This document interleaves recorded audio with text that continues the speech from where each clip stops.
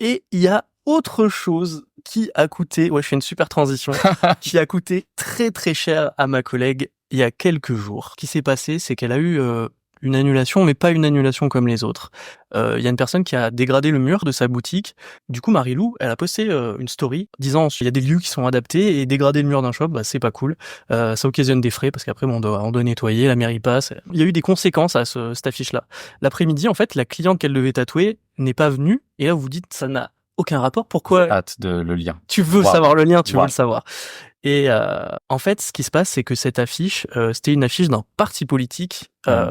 Et du coup, pour sa cliente, dire que cette affiche était pas cool, c'était dire si cette affiche tu l'aimes pas, c'est que tu vas voter extrême droite. Ah oui, c'était l'acte qu'elle critiquait, qu'elle condamnait, l'acte de coller une affiche. Exactement, pas pas le contenu de cette affiche. Marilou, elle a juste pas envie de politiser son art.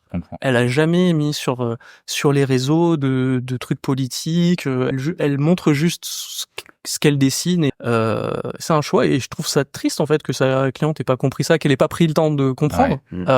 Moi-même en fait je me suis beaucoup posé la question de ce que je partageais. Est-ce que je me contente de juste mettre mes petits gribouillages sur les réseaux ou est-ce que je partage un peu d'autres parts de qui je suis, d'autres parties. J'ai mis 3 ans avant de mettre dans ma bio non binaire, tu vois des trucs en fait qui me définissent un petit peu plus que juste mes dessins. Il y a 2 semaines quand les législatives ont commencé, j'ai mis un petit truc mais voilà, j'ai mis 5 ans et j'ai mis une story et pas plus quoi. Il y a toujours eu des artistes qui ont amené du sens à leurs œuvres, que ce soit des idéaux, des valeurs, c'est une manière d'insuffler ces idées ou des questionnements, etc.